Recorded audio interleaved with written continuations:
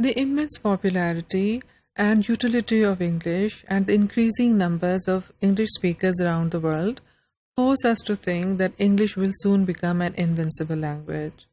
However, a look at the history of languages tells us that many important and powerful languages of the past have now become completely extinct. For example, Latin, which was one of the most powerful languages in the world until the 18th century, is now a dead language and has completely lost its importance and grandeur. In this unit, we'll talk about how we have to be careful when predicting the future of English and have to pay attention to the indicators which go against the general trend. So we'll discuss the impediments, the factors which are likely to impede the growth of English today. One of the impediments to the growth of English could be any change in the existing balance of power. For example, if some other country than America becomes an economic power, the people of the world will be attracted to the language of that country. So, the language loyalties of the people are likely to shift with a shift in the balance of power, and this shift in the balance of power could be in any field. It could be in the field of economy, politics, culture, or technology. But wherever the power resides, the people of the world will show a preference for the language of the new power of the world.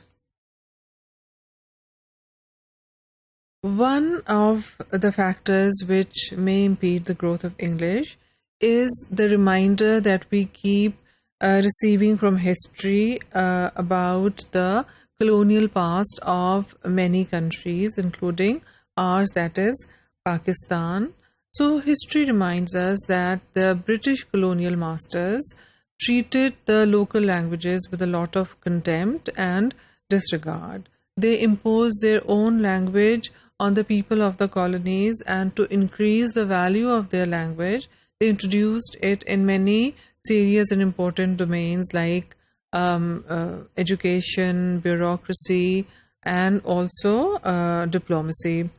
So, because of this contemptuous treatment of local languages by the British, some sort of antagonism was already present in the people who lived in these former colonies.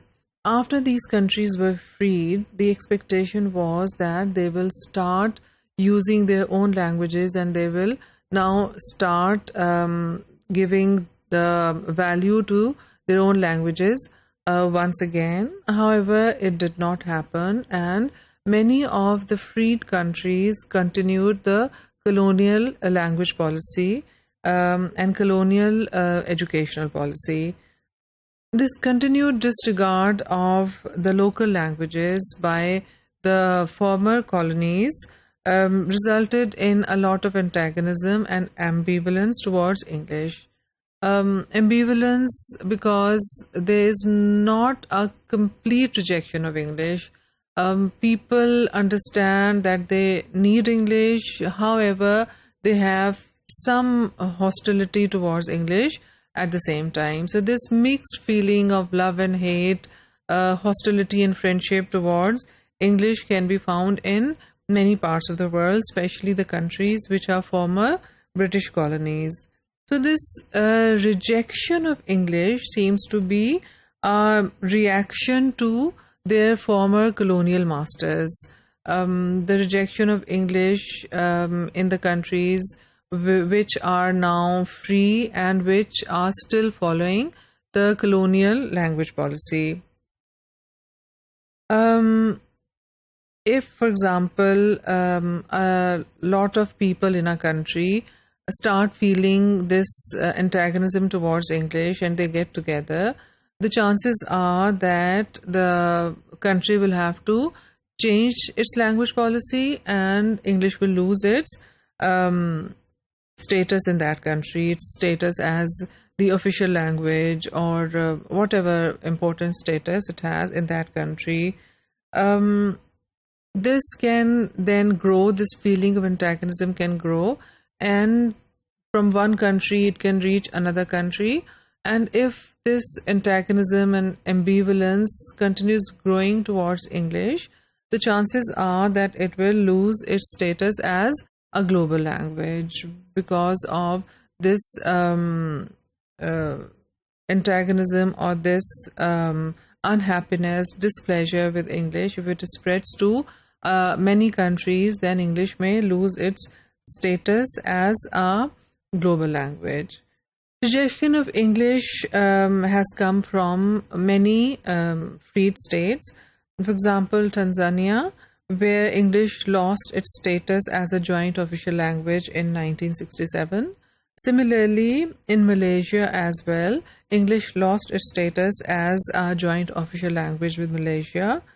In Pakistan, also there have been several movements to reintroduce Urdu as an official language or as a medium of education for all. We already have Urdu as a medium of education in public schools, but the idea is to introduce it as a medium of education for the entire population of Pakistan. So many movements have started in Pakistan as well to introduce Urdu in important domains of life.